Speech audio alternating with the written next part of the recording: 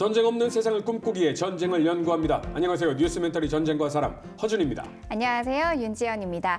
오늘 주제 이야기 나눌 두 분 모셨습니다. 문근식 교수님, 태상호 기자님, 어서 오세요. 안녕하세요. 네, 반갑습니다. 안녕하세요.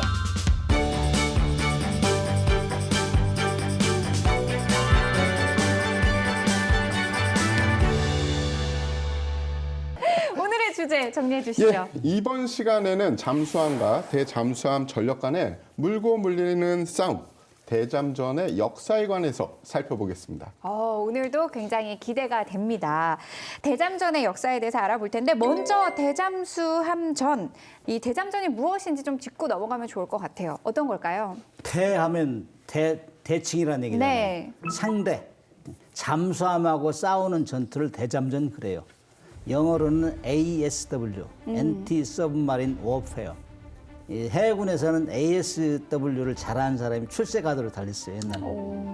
그만큼 저 초급장교 시절에는 잠수함 잘 잡는 사람이 가장 으뜸.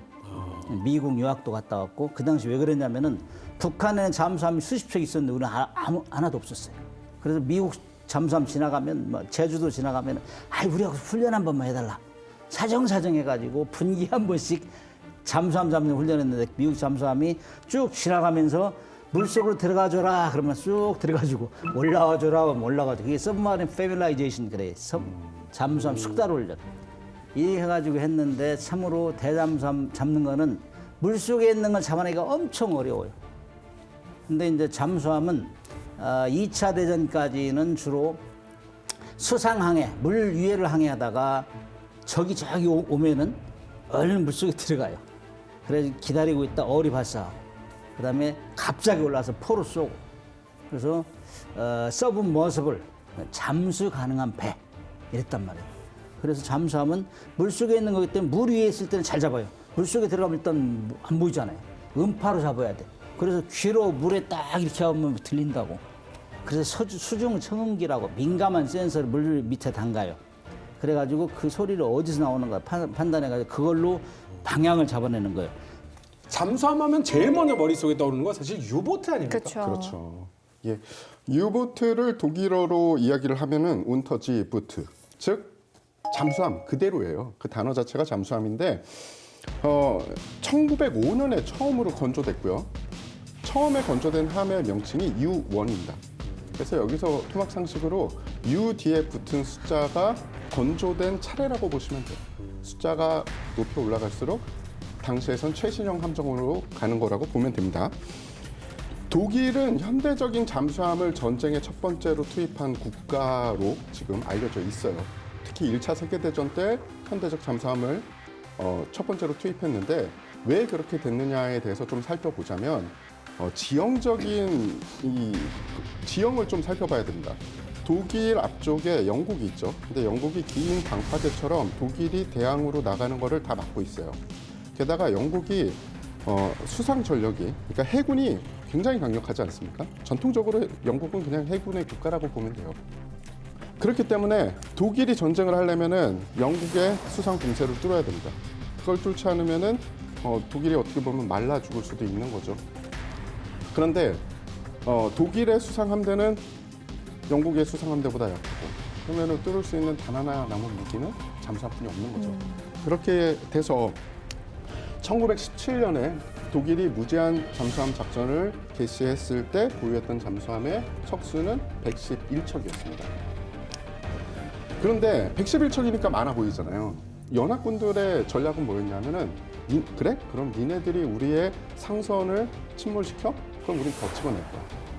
그러니까 연합군들의 상선을 만드는 그 수를 상쇄를 할 수 있어야 되는데 111척으로는 상쇄를 못하는 거죠. 아무리 유보트가 노력을 해도 우리가 다 알다시피 1차 대전은 독일의 패망으로 끝납니다. 근데 2차 세계대전이 발발을 하게 됐어요. 지형적인 위치는 변함이 없지 않습니까? 2차 세계대전이 발발했을 때도 독일의 가장 강력한 무기 중에 하나는 유보트가 될 수밖에 없었던 거죠. 처음에 연합군이 유보트에 대해서 제대로 된 전술을 개발하기 전까지는 대서양 전투에서는 유보트는 그야말로 공포의 대상이었습니다. 그래서 아까 힌트에서 봤듯이 처칠이 전쟁 전 기간 중에 제일 무서워한 무기 체계가 U보트다라고 자신이 이야기할 정도였어요. 군함을 공격한다는 건 실로 위험천만. 그래서 영국으로 들어가는 상선을 다 격침시킨 거예요. 전쟁 밀동량을 차단하면 우리에게 이길 수 있다. 이래서 통상 파기전이 생긴 거예요. 이때가 유보트 전성시대라고 봐야죠. 맞습니다. 1940년을 잠수함 사령관이었던 칼 데니츠는 행복한 시간이라고 이야기를 합니다. 해피아워. 예, 그만큼 뭐 모든 일이 잘 풀렸다는 이야기죠. 교수님이 말씀하신 대로 독일 해군의 작전은 그냥 상선을 공격하는 거였어요. 그래서 궁극적인 목적은 뭐냐면은 상선들을 공격해서 영국으로 가는 물동량을 차단해서 궁극적으로는 영국의 전투 의지를 꺾고 그리고 종국적으로는 그들을 항복시킬 수도 있다라고 판단을 했습니다. 그리고 1940년 정도 됐을 때는 야, 이거 가능할 수도 있겠는데 라는 생각이 조금 들 때였어요. 독일 잠수함이 당시에 무려 471척의 각종 함정을 침몰시킵니다. 미국이 참전을 해서 연합군 쪽에서는 야 그러면 좀 상황이 나아지겠거니 라고 생각을 했어요. 그런데 1941년 정도가 되자 독일 정보국이 영국 해군 함정들의 암호문을 또 해독을 해요. 그래서 선단 위치의 70% 정도를 파악을 합니다. 그러면서 사냥을 더 풍성히 하는 시기가 온 거예요. 무려 1160척을 침몰을 시킵니다. 그리고 독일 해군은 이때를 두 번째 행복한 시간 혹은 미국인 사냥 시즌이라고 이야기를 합니다. 1942년 11월 독일 잠수함대가 침몰시킨 톤수가 무려 76만 8천 톤에 달하게 돼요. 결국 연합군은 유보트의 위협을 해결하기 전에는 유럽을 해방시킬 수 없다. 즉 대서양을 건너갈 수가 없다. 이런 결론에 다다르게 됩니다. 참고로 1943년 독일 잠수함대의 이 보유 잠수함 척수는 300척이었습니다.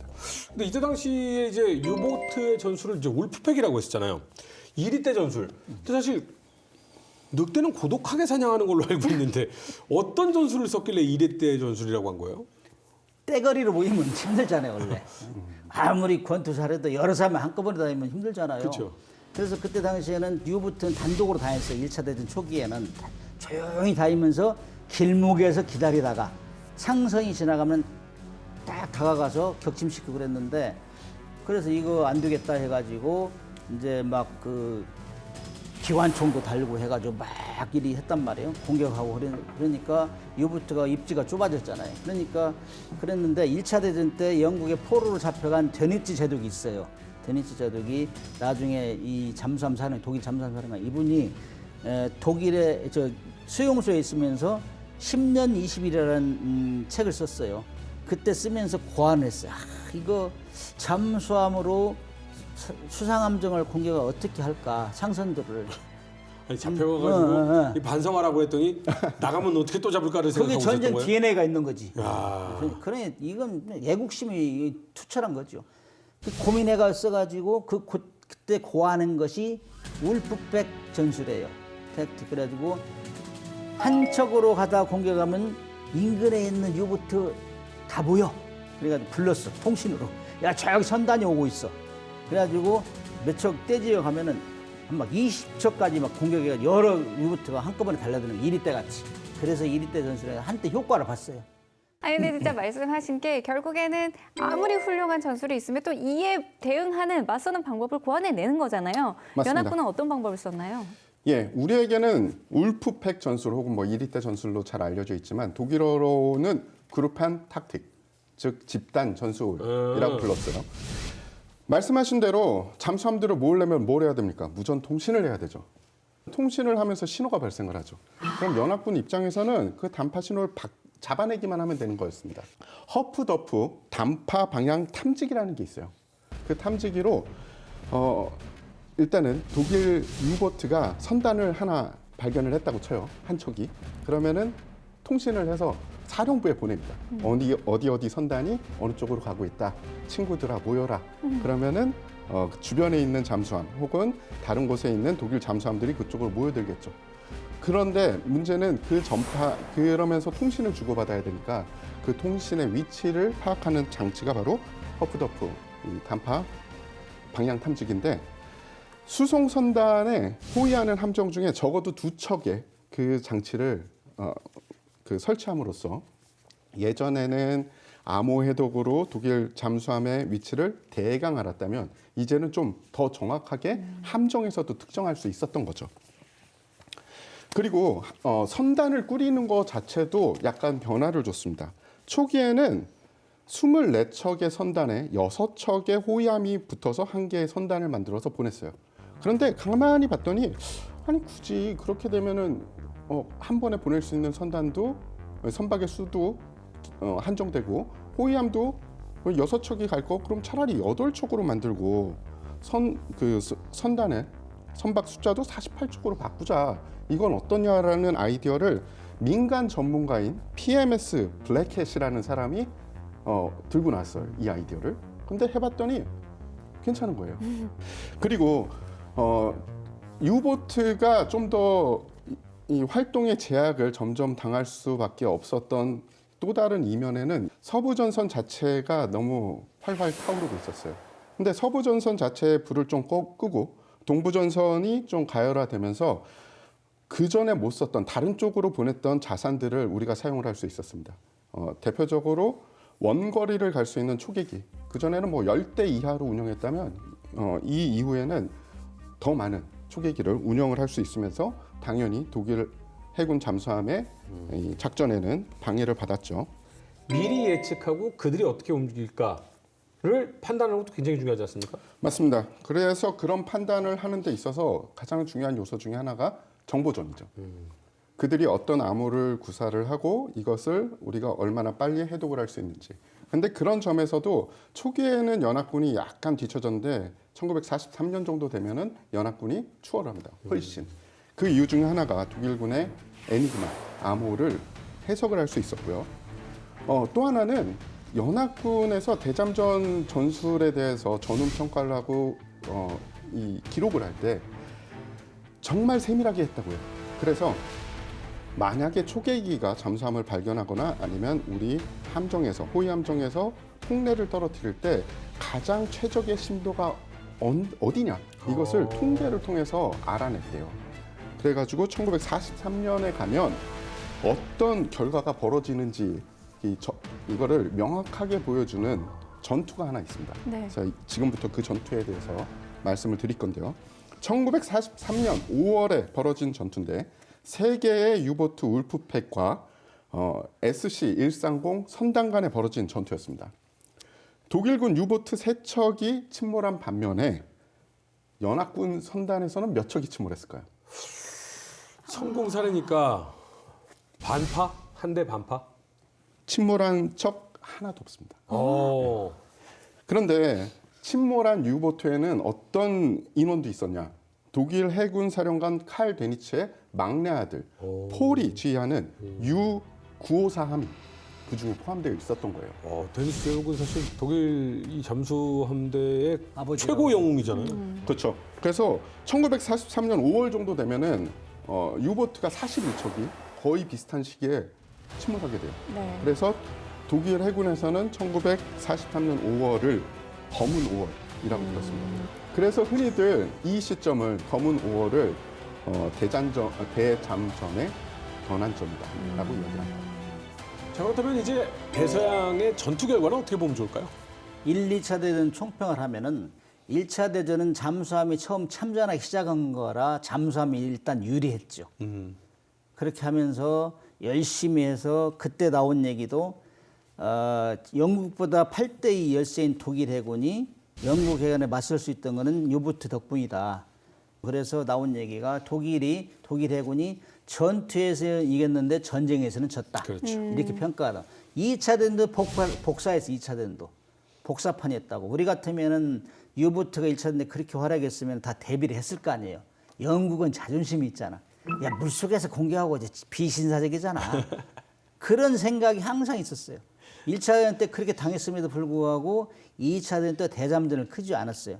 나중에 뭐 2리 때 전술 나오고 그다음에 그 콤보이 호송선단 해가지고 항공기를 침해가지고 그때 2차 대전 말에는 잠수함 기술보다 잠수함을 대항하는 대잠전 기술이 더 빨리 발전된 거예요. 항공기, 항공모함. 그다음에 레이더 뭐 이런 것들 발전해가지고 1차 대전 때는 전투에서는 제가 평가할 수 있는 거는 U보트가 판정승했다. 그러나 2차 대전 때는 말에는 U보트가 물 위에 올라오지를 못했어요. 죽으니까. 거의 완패를 했다. 그렇게 평가를 할 수 있어요. 2차 대전 말에는. 수치로 간단히 정리를 하자면 1939년에 대서양 전투가 시작이 돼서 1945년에 끝났죠. 그러니까 6년간 정말 대서양에서 피비린내 나는 전투가 벌어졌는데 연합군은 전투 기간 동안 3,500여 척의 각종 상선이 침몰이 됐고 32,000여 명의 선원들이 목숨을 잃었습니다. 그리고 1,450만 톤의 각종 화물이 손실이 됐어요. 어마어마한 숫자죠. 군 쪽 손실을 살펴보면 175척의 군함이 격침이 됐고요. 군인 36,200명이 전사를 했습니다. 반면에 독일군 쪽을 살펴보면 U보트 700여 척이 침몰을 했고 해군 3만여 명이 전사를 했습니다. 이번 시간에는 잠수함 그리고 잠수함의 전투 방식 그리고 그 잠수함을 대적하는 대잠전에 대한 이야기까지 좀 얘기를 나눠봤는데 만약에 1차 대전도 2차 대전도 잠수함을 철저히 틀어막을 수 있는 영국의 전략이 있었다면 독일이 과연 이렇게 마음껏 잠수함을 운영할 수 있었을까? 그렇지 않았을 거거든요. 우리도 만약에 대잠 능력이 어마어마하게 뛰어난 그런 전략과 훈련 능력을 가지고 있다면 아마도 저 위쪽에서 꼼짝달싹 못할 겁니다.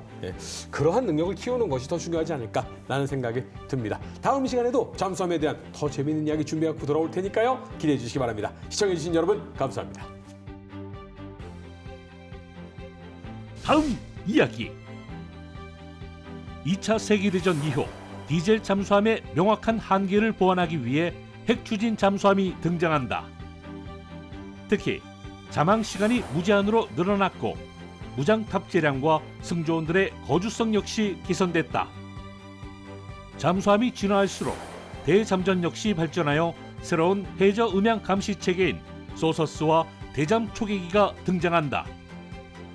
한편 대잠전은 대한민국의 슬픈 역사인 천안함 피격 사건과도 맞닿아 있는데 천안함 피격 사건으로 대두된 대잠전의 중요성과 이후 한국 해군이 마련한 대책은 무엇이었나? 바닷속 적을 잡아라! 대잠수함전 2부 많은 시청 바랍니다.